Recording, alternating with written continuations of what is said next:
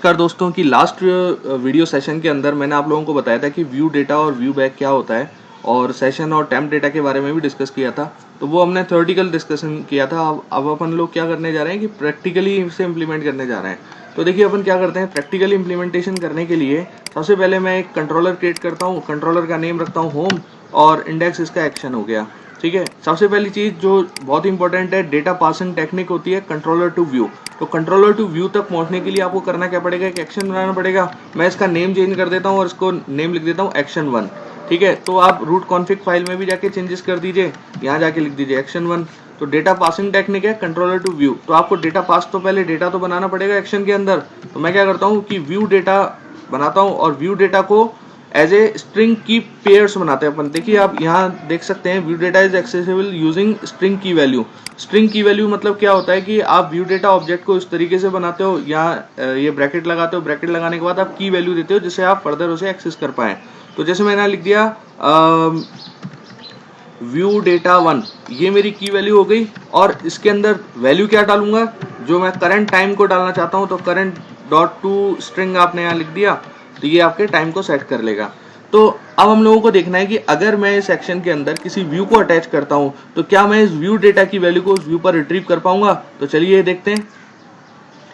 Retrieve करने के लिए मैं यहाँ क्या लिख देता हूँ, जस्ट एक स्ट्रिंग लिखता हूँ व्यू डेटा इज, और फिर इसके बाद रेजर सिंटेक्स का यूज करके आप उस की वैल्यू को यहाँ रिट्रीव भी कर सकते हैं। तो यहाँ जो आपने की वैल्यू दी थी वो दी थी व्यू डेटा 1, ये मेरी की वैल्यू थी और इस की वैल्यू को मैं यहाँ रिट्रीव करने जा रहा हूँ।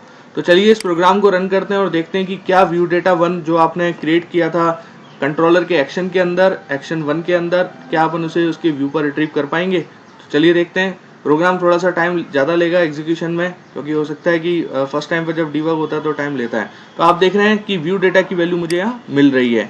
तो इसका मतलब आपने कंट्रोलर के एक एक्शन पे व्यू डेटा को क्रिएट किया और उसे रिट्रीव कर लिया यहाँ पर, यानी कि इसकी के व्यू पर। दूसरी चीज, need type casting. Need type casting का मतलब क्या होता है कि अगर आप इस पर्टिकुलर व्यू डेटा को किसी वेरिएबल में स्टोर करना चाहते हैं तो आप इसे इस तरीके से यहाँ लिख सकते हैं। जैसे मैंने लिख दिया व्यू डेटा और इधर मैं लिख देता हूँ व्यू डेटा 1। ठीक है, अगर मैं इसे डायरेक्टली यूं लिखूंगा तो ये एक ऑब्जेक्ट रिटर्न कर रहा है जो कि स्ट्रिंग टाइप में डायरेक्टली कन्वर्ट नहीं हो सकता। तो इट मीन्स आपको यहाँ टाइप कास्टिंग करनी पड़ेगी। तो आप यहाँ टू स्ट्रिंग लिख सकते हैं। अच्छा, जो वेरिएबल आपने ऊपर डिक्लेयर किया है, अगर उसकी वैल्यू को आपको यहाँ रिट्रीव करना है तो आप इस तरीके से रिट्रीव भी कर सकते हो।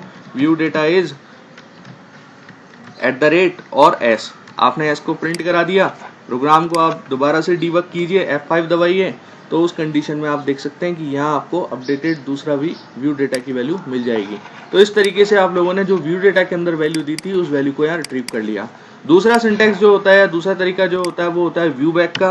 व्यू बैक और व्यू डेटा बेसिकली दोनों एक ही चीज होती हैं, सिर्फ इनमें कुछ माइनर से डिफरेंसेस हैं।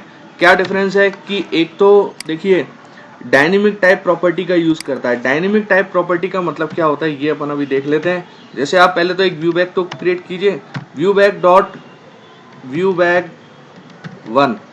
ठीक है, ये आपकी की वैल्यू हो गई। अब आपको इसके अंदर क्या है, टाइम और डालना है। तो date time dot now dot to string आपने यहाँ पास कर दिया। टू स्ट्रिंग वैल्यू को रिट्रीव कर रहे हो, हालांकि टू स्ट्रिंग लगाने की यहाँ जरूरत नहीं, फिर भी चलो अपन लगा देते हैं। अब आपको करना क्या है, इसकी वैल्यू को रिट्रीव करना है इसी के व्यू पर। तो index.html पे जाइए, यहाँ एक मैं s3 और बनाता हूँ, व्यू बैक वैल्यू इज, आपने लिखा @view back dot view back 1। तो इसका मतलब आप उस व्यू बैक 1 की वैल्यू को यहाँ रिट्रीव कर रहे हैं। तो चलिए अपन इसे एग्जीक्यूट कराते हैं और देखते हैं कि क्या आउटपुट अपने को मिलता है। तो व्यू बैक की जो वैल्यू आपने उस एक्शन 1 के अंदर सेट की थी, आप उसी के व्यू पर इसे रिट्रीव करने जा रहे हो। तो जब आप रिट्रीव करेंगे तो आपको पता चलेगा कि दोनों की सेम वैल्यू आ रही है, क्योंकि डेट टाइम डॉट नाउ दोनों की सेम वैल्यू रिटर्न करेगा। तो आप देखें ये बिल्कुल आपको वैल्यू मिल गई। तो इसका पर्पस क्या हुआ, देखिए दूसरा जो चीज है, doesn't require type casting. Type casting required नहीं है। इसका मतलब क्या हुआ कि अगर मैं यहाँ पर कोई s1 के नाम से वेरिएबल लेता हूँ और मुझे फिर ये वैल्यू रिट्रीव करनी है व्यू बैक की, फिर मैं यहाँ लिख देता हूँ व्यू बैक 1। ठीक है, इतना सा लिख दिया मैंने। तो क्या ये आपको कोई एरर दिखा रहा है? नहीं दिखा रहा। क्यों नहीं दिखा रहा? क्योंकि ये वैल्यू बिना टाइप कास्टिंग के इम्प्लीमेंट हो सकती है। डायनेमिक टाइप जो होता है वो C# के अंदर रिफ्लेक्शन का कॉन्सेप्ट है। तो अभी मैं उसे डिस्कस करने नहीं जा रहा हूँ। डायनेमिक टाइप को आप ये समझ सकते हैं कि डेटा टाइप रन टाइम पर ही डिसाइड होता है, ठीक है।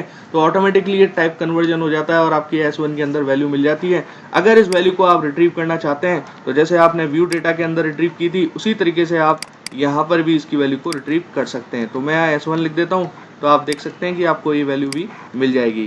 कंट्रोल F5 दबाइए, रिफ्रेश कीजिए पेज को, तो आपको डेटा मिल जाएगा। यहाँ पर ये डेटा आपको यहाँ मिल गया। तो इस तरीके से आप व्यू डेटा और व्यू बैक को यूज में ले सकते हैं। एक चीज और बहुत इंपॉर्टेंट है इसकी कि अगर मैं इंटरचेंजेबली यूज करना चाहूँ तो ये काम मैं कर सकता हूँ। जैसे मैं चाहता हूँ कि व्यू बैक के अंदर व्यू डेटा की वैल्यू मिल जाए, तो यहाँ आप क्या करिए, जैसे आपने लिख दिया व्यू डेटा, ठीक है, और व्यू डेटा के अंदर आप क्या लिखते हो, व्यू बैक 1, ठीक है।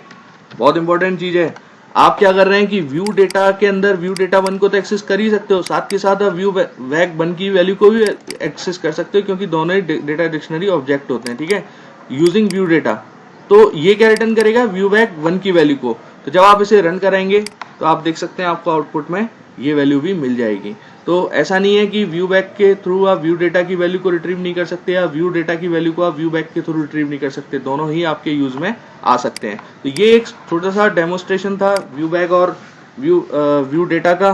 वीडियो का साइज काफी बड़ा हो रहा है, तो इसका एक काम करते हैं कि अपन एक पार्ट और बना लेते हैं जिसके अंदर मैं आपको टेम्प डेटा और सेशन के बारे में बताऊंगा।